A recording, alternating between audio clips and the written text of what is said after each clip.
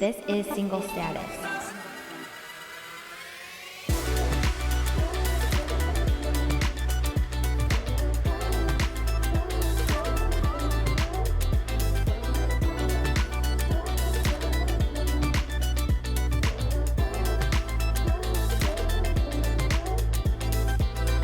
Hello, Single Status fam. Welcome back to Single Status Podcast. This is your host, Samantha, and I have a special guest in the house for you today, Samantha Teal.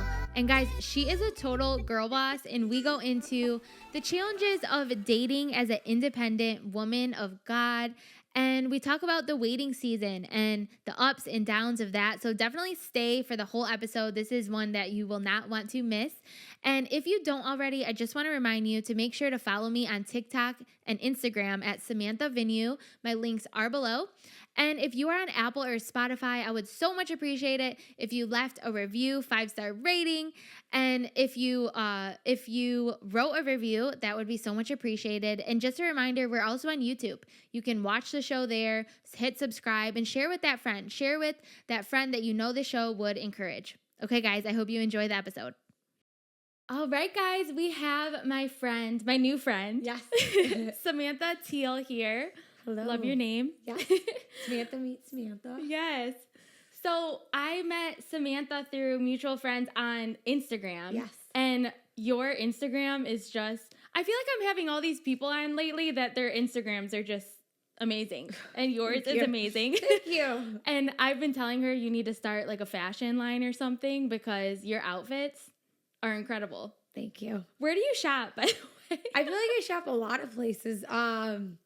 It really just depends. I go to Zara a lot, Nordstrom, Saks, online mostly. I used to go to the mall all the time, and I've become the person that like hates the mall. So I mostly just shop like online, the real, a lot of places. Well, you have like the best girl boss fashion ever. So if Thank you you. are a young professional or a professional in general, like get fashion tips from Samantha. Thank you. I'm going to be rooting for you to start this Instagram page for fashion, but I'm thinking about it. We'll see what happens. yeah, so I am so excited to have a conversation with you today because you are, like I said, a girl boss. You have your own company now. You've been in business for a long time and you're 29, you're single. So like I want to talk about just like dating as a professional, as a successful woman of God. And so we're going to get into all of that. But before we get into it, do you want to just tell us a little bit about yourself? Even though I kind of just said a lot about you. No, for sure. Thank you, first off, for having me on. I'm really excited. I'm so glad we met. So my name's Samantha, obviously. Grew up here in the Metro Detroit area. I'm the oldest of three out of three kids. Grew up in a very Christian family, went to a Christian school, very involved in church, very involved in, different ministries within the church, taught Sunday school for several years. I played in the band at church, the organ and piano.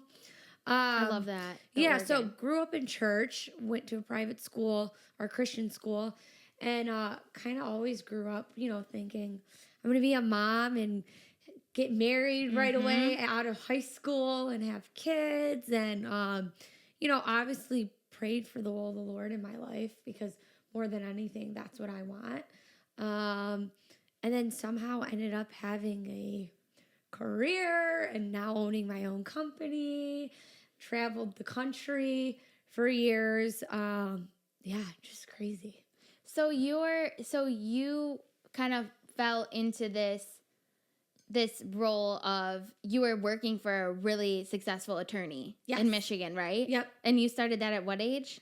So when my mom met him, my mom's the one, it was God. But my mom saw him at a baseball game, a little league baseball game, and knew that he was well-known, famous lawyer. And she walked up to him and she's like, "You need to hire my daughter." That is awesome. Yeah. What mom, awesome mom, right? Yes. And so long story short, I was hired. So I think it was I had just turned 20 because I got hired in June and I turned 20 in April. So I had just turned 20. I was baby, had no experience, really hadn't, like, I had worked at a firm before doing like title work at a real estate law firm, but really had not been exposed to like big business and like, Yeah. yeah. It's What crazy. a great opportunity at such a young age. Yeah. And so growing up, you grew up in this Christian household. So when did you think you would be married and have kids? Like, what age were you thinking that would all happen? You know, as we're little girls, we like have this 100%. life dream, you know? So I'm very type A personality, like oldest child, like had my whole life planned, Yeah. right? So I was like, I'm going to turn 18. I'm going to have a boyfriend. I'm going to get engaged by like 20, 21, get married by the time I'm 23 and start having kids by the time I'm 25. But there was also a part of me, I at one point wanted to be a surgeon. So I was like, I wasn't sure how that would play into all of this, but knew ultimately like God, you know, since I was a little girl, always wanted to be a wife and mom. So I kind of just, you know, realized when I turned 18, you know what, I don't know if I want to go to school for that long when I want to have kids and get married. So I, that was kind of my mind. I remember sitting there too at a friend's party saying like, if I'm 27 and not married, like I'm gonna be so upset. Like, cause I had always just thought like, this is how my life's gonna go. Yeah. It's how most people around me's life went. Oh, yeah. And I completely relate with that, where I ended up having like this great opportunity working for the very successful mortgage company. Yeah. And just working throughout my 20s and being really blessed in the area of business and everything. Yeah. But yeah, in the back of my mind, that was my number one like dream, was that be married and to have kids. And so did you have a point where you had to like wrestle with God on that, like in your 20s? Do you remember, or was there a point of like acceptance or surrender that you remember going through? I feel like in life, for me personally, it was seasons. Where there were seasons where I felt like I was accepting, and then seasons where it's like I got weary. You know what I'm saying? I would say, though, for the first time in a really long time, I am at the point now where it's like completely surrendered to it. You know, I feel like hands off, like God, whatever your will is, like that's, you know, 'cause I think sometimes we go through seasons where we feel like we're surrendered, but aren't we really surrendered? Right. You know what I'm saying? Right. Like, because we're still like, oh, maybe this one or whatever. Not that you're not surrendered, but you know what I'm saying? You're constantly looking. Right. So you feel like you're surrendered, but you're constantly looking. Whereas I feel like I'm at the point now where I'm like, I'm not even looking. I'm like, God, if you send them to me, it's going to be all you. Because I am like focused on my walk with him and becoming the person I feel like I need to be for whoever that may be. I love that. And so as I was preparing for this interview and as I've been thinking about you in general and what we want to talk about, I kept thinking of Lydia in the Bible. Yeah. I don't know if you've ever like studied Lydia at all. My best friend's name is Lydia. Okay. I love that. Yeah. But I think so often people think they see a successful woman. Yeah. And they think, oh, she's just trying to do everything on her own. Doesn't need a man. Yeah. She just wants to do everything by herself and not let a man help her or anything. And I think what we're not understanding a lot of the times is actually you are just favored by God in the area of business. Yeah. Like you are highly favored. Yes. In your career. Yeah. And he has literally set up divine connections for you. Yeah. He has like catapulted your career, and it's your obedience too. It's your work ethic. But I think a lot of people look at successful women and automatically think like, oh, they're just like pushing away men to help them. But it's like, no, you're just blessed and you're just favored in the area of business. And that's how Lydia was a businesswoman in the Bible. Yeah. And we don't know if she had a husband or not. It doesn't say. Right. But she was a girl boss. Yeah. And she sold purple linen, wasn't it? Yes. The royal garments. Yeah. So does that like resonate with you at all? It does, because, you know, I've had and I'm sure you've got this before. I've had people come up to me and be like, well, maybe you're single because you're intimidating. And I always am like, well, what do you mean? They're like, well, because you've got to have favor, you've found success. And it's not like I found success. I worked really hard for it. You know what I'm saying? You worked really hard for it, and it's obvious there's favor from God and a grace on it. Oh, absolutely. I couldn't have done anything without him. Yes. It's like, it's the favor of the Lord. Obviously, God gives us the opportunity, and it's up to us whether or not we're going to put in the work to obtain the promise that he's given to us, right? Right. So I feel like it has been difficult in some ways because, people misunderstand you. They think like, I've had guys say, oh, well, you're just all about a career. And it's like, I'm actually not. Were there moments of my life where I was? Yeah, there were seasons, right? Because I was building a career. Mm-hmm. But that's not who I am or what I'm all about. And so I feel like some people can misinterpret that because they judge you from the outside, not understanding who you are on the inside. And so I've tried to, especially in the last year, work on myself and understanding, like, how am I presenting myself? Am I presenting myself as someone that's all business and now open, showing people that I am open to, like, hey, I'm more than someone that's just a girl boss that runs a company and has done all these things. I'm a servant of God. I'm someone I'm his child. Mm-hmm. You know what I'm saying? I'm somebody who has favor in their life, but also wants to be submissive to the Lord's plan, which I feel like is to be a mom and wife. Mm-hmm. Yeah, and your work too, even if, one day when you do meet your husband and you do have a family, if you do decide to keep your career and keep doing what you're doing, like, and just now with what you're doing in work, like, our work is worship. Mm-hmm. Our work is a way to serve God. Yeah. And so I think it's really a positive thing that you are like favored in the area of business. I think that's really cool. And how do you think that has like impacted your dating life, and how is dating for you now? Yeah. So for years I was very focused on work. Because I think I understood in order to build something, you have to something. If you look at any successful person, they've had to sacrifice some things in terms of their life, like missing birthday parties, missing certain things. And so for a long time, I was very focused on work.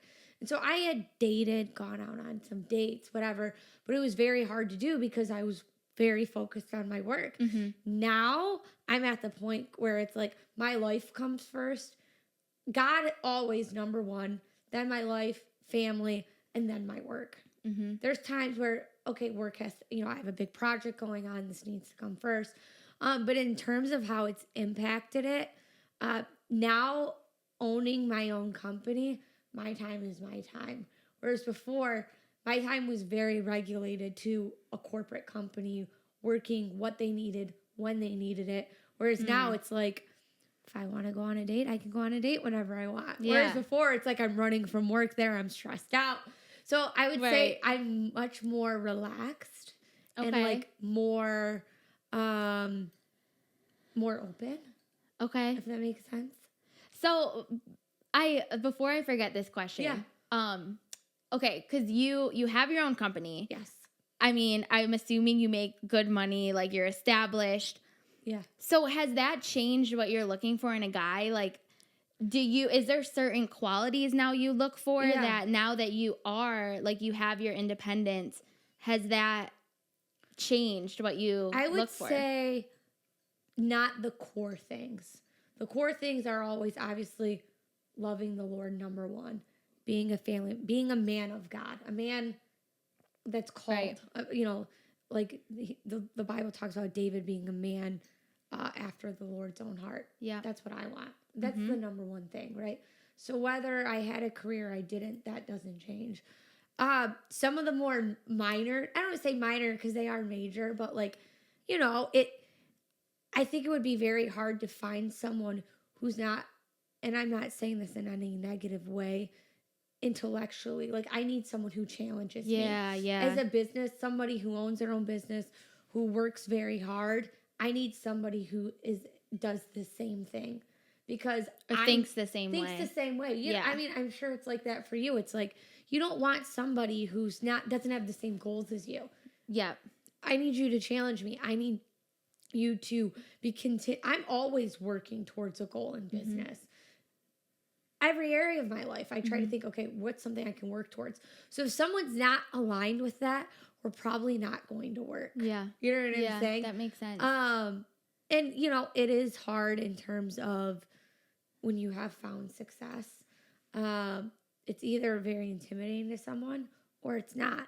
I'm of the belief that if it's not, then maybe they might be somebody that's a potential. If someone's intimidated by what the Lord has allowed me to build through his favor, then that's somebody that I just don't want to spend my time with. Not in a bad way, but it's like some people look at it as a negative, and I think it's a positive with the right person. Right. The right person. You know, there's two things actually that I was just telling my friend about this. There's two things I feel like God told me about my future spouse, how I'll know who it is. Yeah. Is one, that he'll spiritually look like me. Like spiritually we'll be on the same page. And then two, he will like love everything about me. Yes. Like my story, my past, where I'm going, my future. And so I just feel like the person that's for you is going to be so like astonished with you. And I feel like they're going to be running next to you. No, did you say you feel like you're the most boring person? Are you kidding me? You're doing these crazy court cases, and you have an exciting life. It's, you know, it's I think from the outside, but I think when I've been through so much. Yeah. It's like sometimes I forget it's my own life. Like, this is my reality. Yeah. You know what I'm saying? I'm like, oh, I guess that is, like, today I was meeting with a client and they're like, what's the craziest case you've ever worked on? So I started telling them, and then I was listening to myself. I'm like, that's not normal. You know what I'm saying? Like, most people, that's not normal for them to have seen those types of things. So, yeah. Yeah. And I think along with, so we were talking about, has your taste in men like changed now that you gain success? And I think another thing for me personally is been, since I know that I'm able to like provide for myself, and I'm kind of like walking in my own like identity, like free from someone else's opinion and stuff like that. But I feel like because of that, I now look for men that really like emotionally are there for me. Cause I think there's other ways men can provide. Yeah. Like I don't need like this like rich guy or whatever. Yeah. Or someone that makes like a ton more money than me. Like I don't need that. I really have placed more focus on emotional health and like awareness. Like, is he good for me emotionally? Like, is he a good person to be around? Like, does he bring me peace to my soul? That's going to outlast any money ever. Yeah. And unfortunately, our society does not see that. Yeah. And I mean, I'm not saying that I want my like future husband to be broke or like a loser or something, but it's saying. Like, I don't need you to make like a ton of money. There's other ways that they can provide. Spiritually and mentally and emotionally. That matters more than anything, because at the end of the day, when you have kids, that's what's going to lead the home. Right. You know, they have to provide obviously financially, but it's like having that builds a strong home and builds a strong marriage and relationship. Exactly. You know? Yep. So, how have you been like meeting guys? Because you're busy, you're working, you're out here. Like what's your approach to meeting people? Yeah. So, I met a lot of, through working in the legal field and business, I had met people, through there, in the past, but, kind of, I tried the online dating thing. Mm-hmm. It wasn't for me. I went on several dates, and it just, I don't know if it's, I feel like I've lived a very interesting life, and it's hard to meet people that are on the same spiritual wavelength when you're on these dating websites. Mm-hmm. There are people that are Christian, right? But it's like, you're picking through a lot of guys it's like finding a needle in a haystack. It feels like. So I did try that. It didn't really work out. I just felt like where spiritually the alignment was not there for me. No judgment to those who try. It just wasn't for me. And so now I'm at the point, through church, ideally you like to meet somebody. Right now, there's really no prospects at my church. They pop up randomly, though. They so do. Keep your eyes open. So I'm at the point now where I'm like completely, fully trusting in God. Like, God, Amen. if you want me to be with someone and you want to send someone my way, then he's going to send them.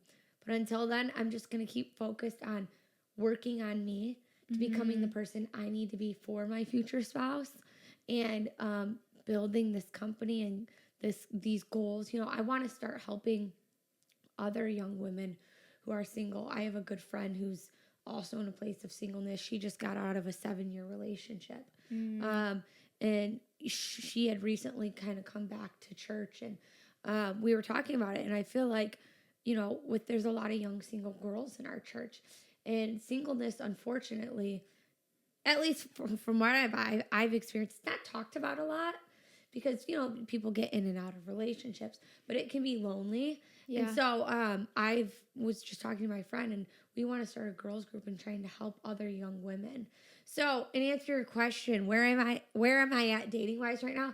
I want to start pouring into other people, and I feel like the Lord will turn when that's meant to be. He's going to send somebody my way. Amen.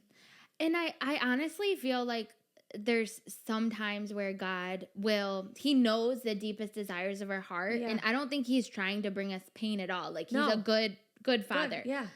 But I think he knows the thing that we are hoping and praying for, and sometimes he will withhold things in order for us to really step into the calling or the purposes he has for us. I don't know if you feel like that, but there are certain things, even this entire podcast, like I wanted to be married so bad to like I thought I was going to marry my ex. I thought we'd have kids. Like, I thought this whole life would happen by the time I was 30 and even younger than the time I was 25.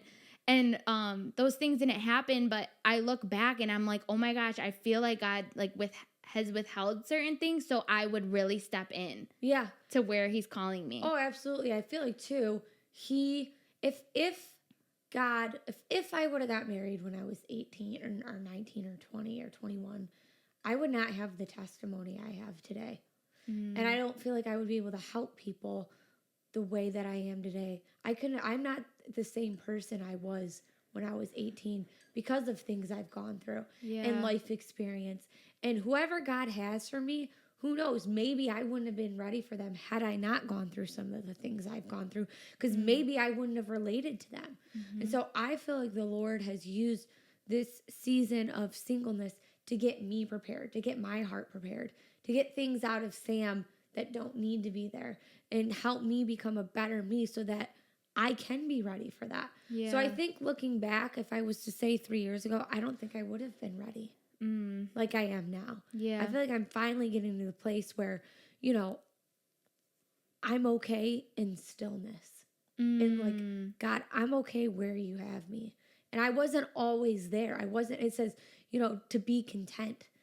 We read the scriptures about contentment, but do we really understand it? And you can think you're content, but you're not. You're really not. Are you fully trusting?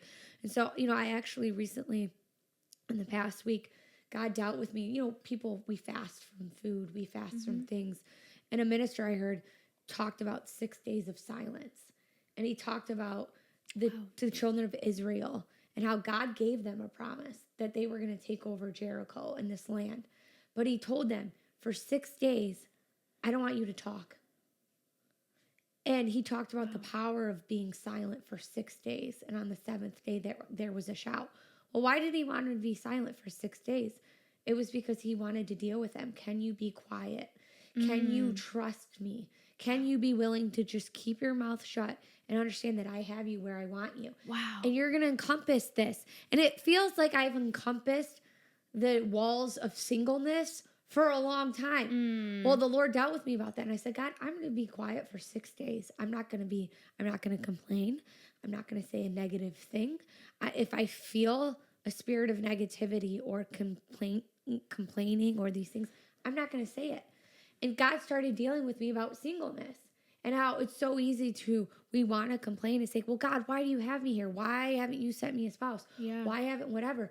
But maybe he's dealing with us through that to get us to a spirit of contentment so that he can bring the miracle to pass. So I'm finally, after 29 years, in a spirit of like contentment where I'm like, God, I am silent and I'm okay being still and where you have me. When it's your time, it'll be my time for you to send that. But until then, what do you want me to do? Where do you want me to go? Who do you want me to help? How can I grow in myself and being better in you? I love that. I love that. Yeah, I'm just sorry, long story. No, That's where I feel like the Lord that's has so me right now. good. And okay, the silence thing though, I think that's such a good message for us single people because it is so easy to fall into the complaining. There's no good men out there. Yeah. Lord, why am I single this long? Everyone else is married. Everyone else isn't really like, why do I have to be single? Like, are you ever going to send me anywhere? It's like, so easy we to can do. so easily always fall into that. And it's okay when those feelings come up. Absolutely. But if we just ground ourselves and like be still, like what you're saying, and I literally was just, I don't know if you saw my post the other day, but talking about being still, be still and know I'm God. Like, be still and know means that scripture just went through my mind when you said that. Yes, be still and know. It actually means to get to know God, experience God. So when we're being still, it's not like, oh, just be patient and sit back. It's like, no, engage with God, build intimacy and relationship with God. Yeah. And through that, and even just the being silent or replacing those negative thoughts, like, no, I am not going to complain right now. Yep. Lord, I thank you for my house. I thank you for my job. I thank you for my life. I thank you for where you have me. I trust you, like declaring those things and like getting us back on track with him. Yeah. That's so good. Well, I think, to your point, one of my favorite sayings is you frame your world by the words you say. Mm-hmm. So the scripture says life and death are in the power of the tongue. Yes. So what we speak matters because God hears it. And it says, by our words are you justified and by our words are you condemned. So my words hold power and weight. So if I'm continually complaining, saying, God, why am I single? Why am I, like, if the people of Jericho, they could have complained, why have I walked around this wall once, twice, 3, 4, 5. I mean, sometimes, you can get weary, but it says be not weary in well doing. Doing. That's an action. So yes, you can be still, but he wants us to continue. My pastor's wife said once at a ladies' conference, waiting is not passive, it's active. And so when you think about the word waiting, we think, okay, well, I'm waiting on something. But it also can apply, what does waiters do? They wait. We need to wait on God. What does he want us to do in this period of waiting? Yeah. So I feel like, going back to business, the Lord has provided me an opportunity to have this company and try to help other people. So I'm going to do whatever thy hand findeth to do it with all thy might. God gave me an opportunity. I'm going to work on that opportunity the best I can with all my might in this period of waiting. Yeah. And trust that he has me where he wants me and he knows what's best for me. More than I do for my own self. We think we know what's best for us, but he knows ultimately what's the best thing for us. Yeah, that's so good. And I literally just was listening to a sermon the other day about waiting too, and how the Hebrew root of waiting actually means to entangle. Oh, that's good. So we're not, again, it's not just a be patient and it's like literally entangle yourself with the Lord when you're waiting. Yeah. Like out of desperation, when you're crying, when you're upset, like seek God, entangle yourself with him in good times and bad times, constantly like fill yourself up with him. Yeah. And just aligning ourselves with him. And that's how we should be waiting. Yeah. It's not like waiting around for life to start. Right. It's literally, it's the active, like you're talking about. I love that with the idea of waiting, like serving. Yeah. we're serving him. And it's funny if you think about it, like if you could have told your 18-year-old self that you'd be single right now, like where would your mind go? You'd be like, I'd be like, oh, God, like I'd start freaking out. But that's why God doesn't want us to know our future. That's why our future's in his hands. And so it's like, God knows what's best. He knew that you were going to have a career. He knew I was going to have a career. He knew all these things. It says, I know the plans that I have for you. So it's like, in waiting, we need to entangle ourselves, to your point, to what his will is for our lives, even if we can't see it right now. Yeah. You know? Yeah. I love that. Do you feel like because of your success and when looking for a man of God, do you ever feel like you have to minimize yourself in dating, or do you ever feel tempted to minimize yourself? So I would say sometimes I feel, I don't want to say awkward, but it's uncomfortable sometimes. Because, and this is no way in glory to me, it's all glory to God. It's awkward because some men don't know how to perceive that success. And they can judge from the outside by maybe what they see on social media or just outside appearance. And they can come up with a lot of perceptions of you. So sometimes it feels uncomfortable because I feel like people have a lot of perceptions of me without understanding me when it comes to dating. You know, so back then my parents, they didn't have Google. You couldn't go Google somebody. Yeah. So it's like I go on a date with someone and they Google me. Right. They see your social media accounts. They see my business account. They see, my website. And someone may say, well, then why do you put yourself out there? Well, you have to market yourself if you own a company. I'm sorry. You want to become successful. The age of marketing is how you become successful. I mean, yeah, you have to put in the hard work, but in order to grow, right? So it does make it uncomfortable because I'm sometimes walk into a date like, okay, what's this person's perception of me based off what they've Googled? Yeah. Or seen of me on, and I've had people say like, well, I looked you up online and I saw this or I saw that. And I'm like, okay. It makes things uncomfortable sometimes. But I always think like, okay, well, if their perception of me is off, then that's just not the person for me. Yeah. I've felt the same way too, especially with podcasting. Yes. And I put out a bunch of kind of funny content. Yeah. So now I'm like, oh my gosh, with dating, I'm always like, oh, are they looking at my profile? Yeah. They're looking at my stuff, and that's part of the reason why dating apps were kind of, because I was going back to the dating app thing. Yeah. I was on dating apps for a while, but right now I just still feel led by God to not be on the dating apps. And I remember when I was on dating apps, I was always worried like, oh, they're going to look at my profile and find out myself. And I didn't know if I should tell them if I'm in podcasting and all this stuff. But that's the kind of nice part about having faith to meet someone organically. Yeah. Because then they're just going to get to know you organically and know everything about what you're doing anyway. I feel like, too, this is my whole thing, which I don't think I answered it quite. You had asked, does it make you feel like you have to minimize yourself?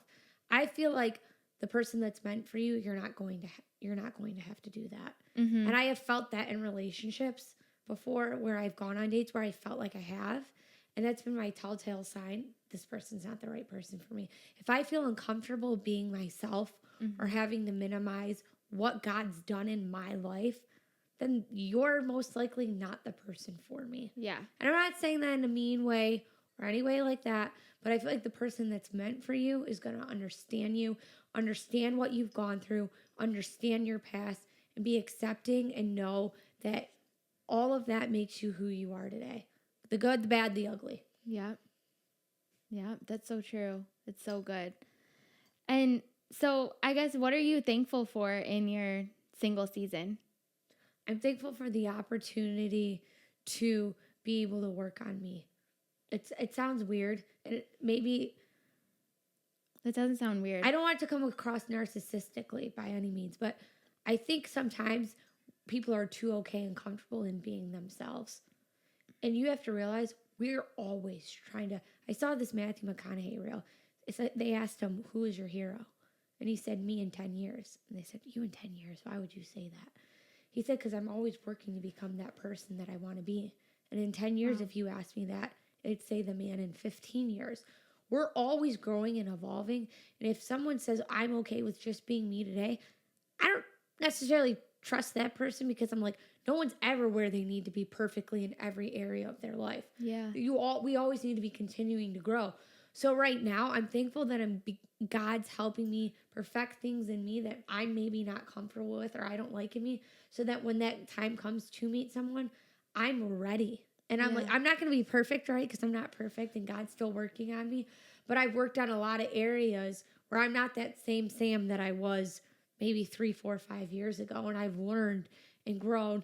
And the other thing is being able to help people. Like when you're single, you have so much time. You know what I'm saying? And use that time to help glorify God. Get into ministry. If you're in a business, work on growing your business. Work on growing into other areas. Right now, I have a company and the Lord has blessed it and it's very successful. But I'm always thinking, and maybe it's the entrepreneur in me, I'm always thinking of new ideas of like, how can I grow? I have a business coach who I meet with, who I'm like, okay, what's other areas I can grow into? What can I do? What other goals can I achieve? How can I better myself? Like I'm always, because I feel uncomfortable just being stagnant. And some people may think, well, like, oh, you've found success. Like just stay where you're at. God doesn't want us to just stay where we're at. Yes, he wants us to be comfortable and content, but he also wants us to move. If we're just sitting there, then we become stagnant. Yeah. So I would say being able to grow has been a great part of being single. You know, having that time, that one-on-one relationship with God and hitting my prayer bones and spending time with God and communing with him. Yes. I think that is the blessing in singleness that not enough people talk about. Oh, absolutely. It's a time of really purification where he can work on us if we're open to it, because we have free will to not be open to it.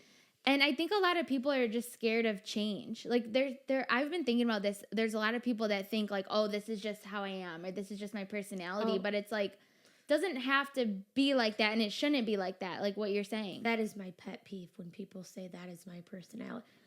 I'm not being disrespectful to anybody. Yeah. But listen, God gave us a free will. It's all about the mind, your mindset. Your mindset is everything. It's going to change the direction of your entire life.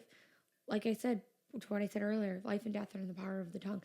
If you say that's just your personality, you're adapting and accepting of that belief system. Yeah.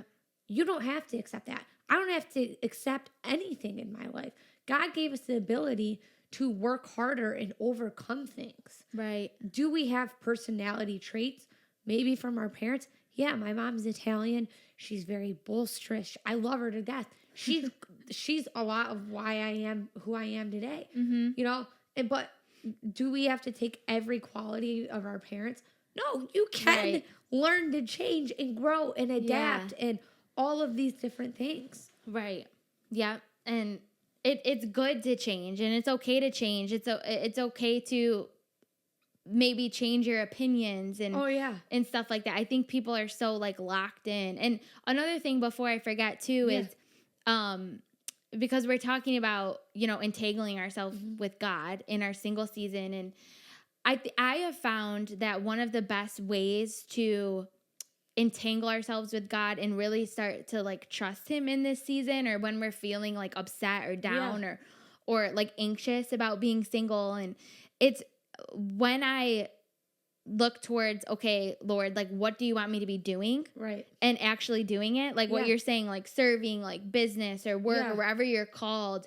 When we step into that and use this time to really like go after where God is guiding us, that, I don't know about you, but that helps me so much remain calm in my single season. Oh yeah, because you know you're in his will. Yes. You know what I'm saying? I feel like when you're not in his will, that's when I've noticed in my life, when I haven't been in the will of the Lord, that's when I've been most uncomfortable with my singleness. That's when we create Ishmaels, because we're not, God gave us a promise of Isaac, but when we get uncomfortable in the waiting period, that's when we start to create our own ideas of what we think was God's promise. You know, and it's like, No, I promised you Isaac. Ishmael was something that you conjured up by your own thinking because Wow. you weren't okay being with where I had you. Yes. That was a good one right there. Golden nugget. The Lord's dealt with me about that. Yeah. We've all done it. We all want to just jump in and even with dating, like we were talking about before the show, it's like sometimes I'll get anxious and be like, Lord, I just want to like go on a date. I want to go on a dating app. Like, can I just go out? We can try and make things, and I'm not saying anything against dating apps or whatever. No, not at all. We're not. Yeah, because you do you, but like where God calls everybody to a different point. Yeah, and right now I just feel like the Lord wants me to entangle myself with him, wait on him, and be out in the community and meet people. And but like there are points in our single season where we just want to jump in and make it happen for ourselves. We want to force going. it. Yes. And maybe that works for you. But like I feel like we want Isaac. Yeah. You want God's perfect will. And I noticed like this is how you know it's God's will is when he addeth no sorrow. And it's not hard. You don't have to force it. My sister, she married her high school sweetheart. And, that was great. That's what God did. He did that for my sister and my brother. They're both younger than me, and they're married and have kids. That wasn't God's will for my life at that point. But when she got married, like, every detail was perfect. Like, God just, like, was in it. That's how you know he was in it. Like, her wedding dress. She always wanted a Lazaro wedding dress. It's like some designer in New York. Very expensive. It's hard to find a dress that's under $5,000. She didn't want to spend that. She walked into the bridal salon. The front dress was a Lazaro dress in her size that happened to be on sale for like $400 that day. That's how you know it's God. You know what I'm saying? So it's like when God's in something, there is no sorrow. So it's like to your point, you don't want to force it because you do want an Isaac. Yeah. What God's promised to you. You know what I'm saying? And so there's a difference between in the perfect will of God and his permissive will. The permissive is when we take things upon our own self and try to, and he can bless certain things, but there's a big difference in being in his perfect will. Yes, that's so good. And what you're saying about your sister, that's been on my mind too lately where I actually had written down in my journal probably like a week ago. And I just had to remind myself of all the times that God pulled things together. Yeah. That there was nothing that I did. I was just being obedient. But even like this podcast studio. Yeah. Like how this was set up in my house literally was all God. Yeah. I wasn't even planning to do a home studio. But God knew, girl, you're paying too much money to this production company. Yeah. Like I wasn't even thinking about it. But I because I was just trusting God. He got me all the connections, got everything together, and set this whole thing up. But I went and wrote down all these times where God literally set everything up. Yes. And I knew it was him. And I'm like, why wouldn't he do that with my spouse? Right. If he's done it this far up to this point, it's because we get tired and weary in the waiting. Yes. But it's like we have to remind ourselves, and that goes back to that 6 days of silence. It's not just silencing our words, it's our thoughts. When you get that thought in there, I stop it and I'm like, nope, God, you've promised me that you're going to send me somebody. So I have to trust in that promise. Yes. And think about it. It's a continual testing, right? So Abraham had Isaac. He had the promise. And at that point, he probably thought, okay, God, you promised. It's done and over with. You promised him. I have this son. What happened a few short years later? Hey, Abraham, I want you to go sacrifice the only son that I promised you. Mm-hmm. Imagine in his mind, he's like, oh my God, okay, you made Ishmael leave and the bondwoman, my one son. Now you're telling me the son that I waited for, you want me to go sacrifice him now? Mm-hmm. And you know what his response was to the people around him, his kinsmen? He said, I and the lad shall go yonder to worship, and I and the lad shall return. That was faith. Because God told him, like, you're going to sacrifice your only son, but he's saying, we will return.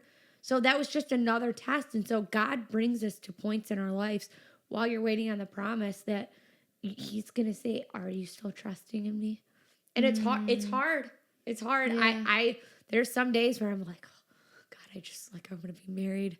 I would be done with this. Yeah. And then I have to remind myself, to your point, you have to look back at those promises and those things that he said and say, if he's did it before, he's going to do it again.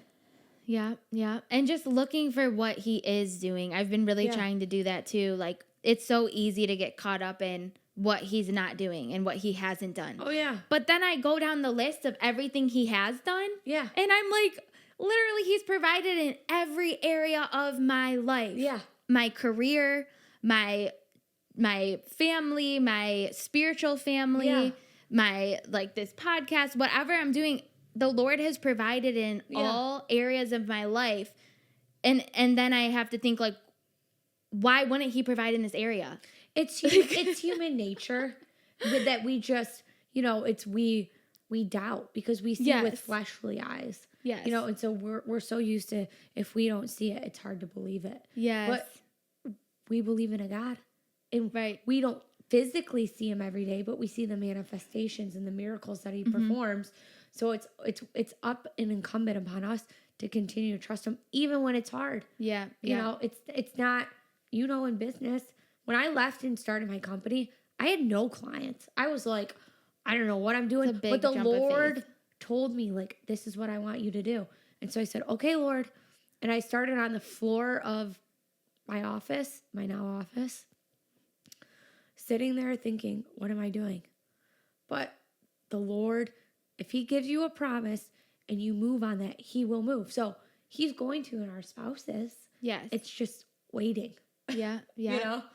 Entangling ourselves, Yeah. watching our words. That silence is good. And I think that is probably the main takeaway from this episode is let's try that, whether it's 6 days and even just beyond. Like, let's watch the words that we say, especially when it comes to dating and this promise that we're waiting for from God, and really, like, declare, like, I am too loved for God not to provide the promises of my heart. Like, I'm going to wait on him. Yeah. And all he things are working together for our good. Yeah.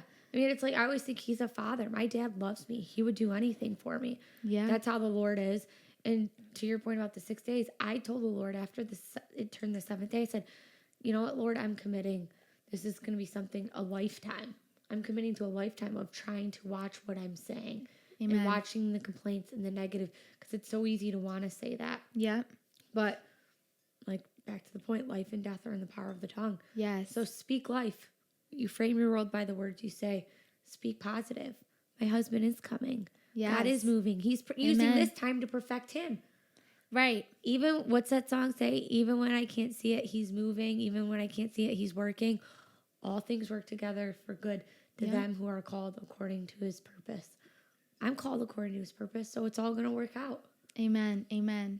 Mic drop. I love this conversation, Samantha. And it's so funny saying Samantha to someone else. Yeah. Sam, Samantha. Yes. We had a waitress the other day, and she's like, my name's Samantha. And I was like, oh, I'm Samantha. Beautiful name. Wonderful name. You know, you were born in the 90s if your name is Samantha. Yes. So is there any other or, like, last piece of advice you want to leave the listeners? Just know, if you're single and you're listening to this, you're not alone. And it's so easy, especially with social media, to look at other people's life and think, like, oh, they have it so great. You know, you look at a married person's life and you're like, oh, well, they're married. Or someone that has kids and you're in a season of maybe wanting kids. Or you're in a season of wanting to get married. No one's life's perfect. I think some people can look, and I'm sure you've had people look and say, oh, you're so successful. You must be so happy. Money doesn't mean happiness. Success doesn't mean happiness. Marriage doesn't mean happiness. Having kids doesn't mean happiness. You can only find that in God. So if you feel lonely today, know that wherever spot you're in a season of waiting, whether it's marriage, kids, spouse, whatever, know that God, it all comes back to him. And that fulfillment you're only going to find in him in whatever season you're in. So trust in him, trust his process, and commune with him, and he'll work things out how they're meant to be. In all due time. Amen. Amen. That's such a good reminder. Well, thank you so much for being on. Thank you for having me. Such an encouraging conversation. Yes.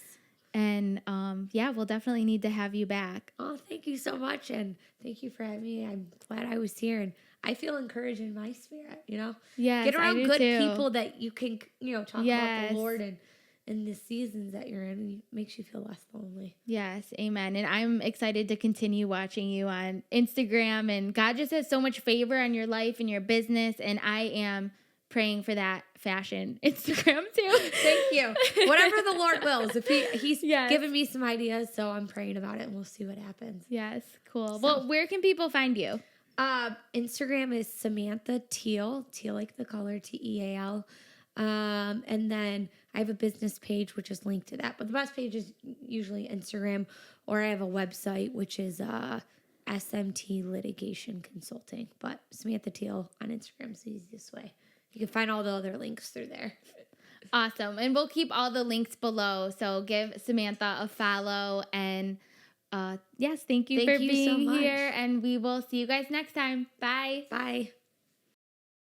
Oh my gosh, that was such a good conversation, and it just brought me so much encouragement. I hope it brought you encouragement as well. And hey guys, I just want to remind you, if you don't already, to make sure to follow me on Instagram and TikTok at Samantha Venue. My links are below. And make sure to share with a friend. Share with a single friend that you know this would encourage. Like, subscribe, share, do all the things. We're also on YouTube. You can watch there. And hey guys, I love you. I hope you have a wonderful rest of the day, and we will talk soon.